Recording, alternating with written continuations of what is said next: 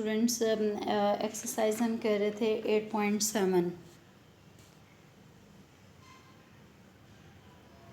Exercise हम कर रहे थे 8.7। उसके लास्ट कुछ क्वेश्चंस रह गए थे 11 to 14 सेम टाइप के क्वेश्चन है। इसके स्टेटमेंट हम देखते हैं। Express the given equation in cylindrical and spherical coordinates. अब के बार आपके पास क्या है, पहले आपने सेपरेटली इनको एक्सप्रेस किया था, अब आपने क्या करना है, अब आपने एक इक्वेशन को एट द सेम टाइम दोनों में आपने कन्वर्ट करना है। मतलब ये आपके पास रेक्टेंगुलर में गिवन है, आपने सिलेंड्रिकल में भी इसको कन्वर्ट करना है और स्फेरिकल में भी। तो आपको इनके रिलेशनशिप्स आने चाहिए।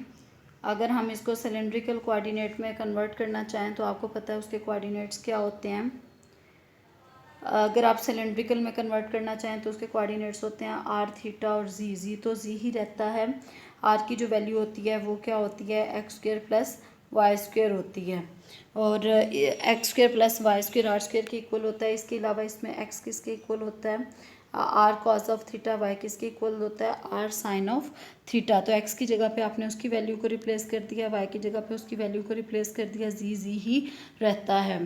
तो आप देखेंगे कि आपके पास जो रिक्वायर्ड इक्वेशन आ गई है आ रही है, वो डायरेक्टली आपके पास किस फॉर्म में आ गई है, सिलेंड्रिकल कोऑर्डिनेट्स की फॉर्म में आ गई है। किस तरह से आई है, sine square theta plus cos square theta की वैल्यू 1 रिप्लेस करने से डायरेक्टली आ गई। इसके बाद स्फेरिकल कोऑर्डिनेट्स देखें तो एक्स की वैल्यू जो होती है, वाई की जो वैल्यू होती है और जी की जो वैल्यू होती है, तीनों को आपने इसमें रिप्लेस किया, इसको कॉमन लिया, सिंप्लीफाई किया। उसके बाद जो सिंप्लीफिकेशन होती थी वो आपने कर ली। यहाँ से देखें आपने रो स्क्वायर को कॉमन लिया, cos square 5 minus sine square 5, ये किसका फार्मूला होता है, cos 2 5 का होता है। इससे पहले आपने ये वाला फार्मूला यूज़ किया हुआ है, sine square theta plus cos square theta 1 के इक्वल होता है। तो जो भी आपके पास क्वेश्चन गिवन हो आपने एक्स वाई जी की वैल्यूज़ को रिप्लेस कर लेना है इन सिलेंड्रिकल और स्फेरिकल कोऑर्डिनेट्स में, तो आपके पास रिक्वायर्ड आपका आंसर आ जाएगा। 14 तक सेम आपके पास इसी टाइप के क्वेश्चन हैं। अब नेक्स्ट क्वेश्चन नंबर 15 है। क्वेश्चन नंबर 15 है आपके पास। 15 क्वेश्चन करने से पहले हम उसकी अगर आप स्टेटमेंट देखें तो उसमें शिफ्टिंग यूज़ हुई है। तो मतलब ओरिजिन को शिफ्ट किया गया है। तो आपने ये पहले ही एक्सरसाइज 6.2 में की हुई है, 6.1 में ये ओरिजिन की शिफ्टिंग की हुई है। Let O B the shift, O B shifted to O dash. मतलब पहले आपके पास ये वाला ओरिजिन था, आपने इसको इस वाले ओरिजिन पे शिफ्ट कर दिया। Let P be the point in the space having coordinates X Y Z with respect to. अगर आप इस कोऑर्डिनेट में देखें तो इसके कोऑर्डिनेट्स ये वाले हैं। अगर आपने कोऑर्डिनेट्स में देखें तो इसके कोऑर्डिनेट्स जो हैं वो एक्स डैश वाई डैश और जी डैश हैं। तो अब अगर आप यहाँ से ही देखें तो आपके पास पहले कोऑर्डिनेट्स कौन से थे, एक्स वाई जी। अगले कोऑर्डिनेट्स कौन से आए, एक्स डैश वाई डैश और जी डैश। मतलब जो नए कोऑर्डिनेट्स हैं वो पिछलों में ये वाली वैल्यूज़, ये एक्स है, एक्स में ये वाला ऐड करेंगे, वाई में ये वाला ऐड करेंगे और जी में हमारे पास तीनों कंपोनेंट्स ऐड करने से आपके पास ये नई वैल्यूज़ आ जाती हैं। क्वेश्चन नंबर 15 अब आप देखें ज़रा बुक से इसकी स्टेटमेंट भी देखें। क्वेश्चन नंबर 15 है, write the equation of the surface defined by this relative to a new set of parallel axes with origin at this।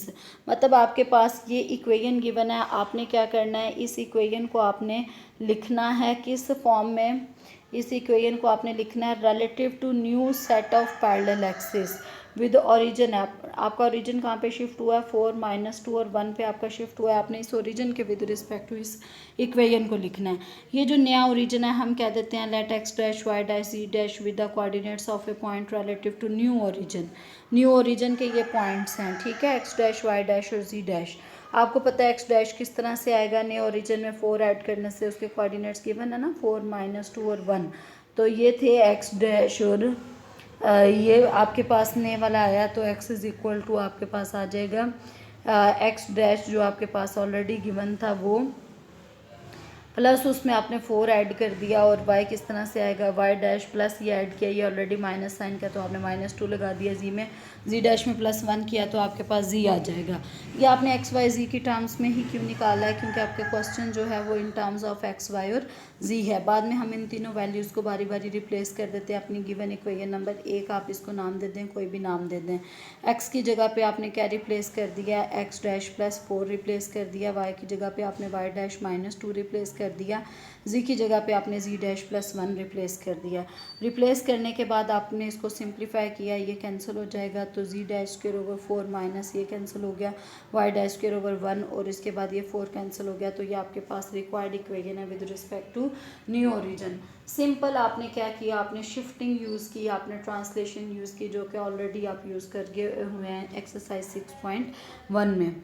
इसके बाद अगर आप 16 क्वेश्चन को देखें तो 16 क्वेश्चन की जो स्टेटमेंट है वो ये है, write the equation this refer to the new set of parallel axis with origin at this. अब के बार आपके पास ये वाली इक्वेशन है, X square minus 9 Y square minus 4 Z square minus 6 X plus 18 Y plus 16 Z plus 20 is equal to 0।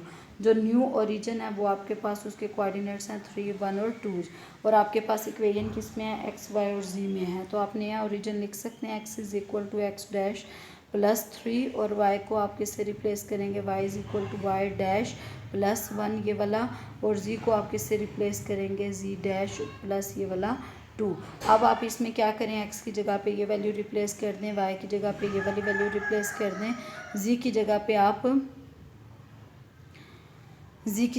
ये वाली वैल्यू रिप्लेस कर दें। अगेन एक्स वाई और जी, जहाँ पे एक्स वाई और जी इन्वॉल्व है वहाँ पे आपने एक्स की ये, वाई की ये और जी की आपने ये वाली वैल्यूज़ को रिप्लेस करके आपने सिंप्लीफाई करके सिंपलेस्ट फॉर्म में इक्वेशन को लिख लेना, वही आपका रिक्वायर्ड आंसर होगा। Thank you so much. अगर कहीं से समझ नहीं आई तो आप डायरेक्टली मैसेज करके या फिर क्लास में पूछ सकते हैं।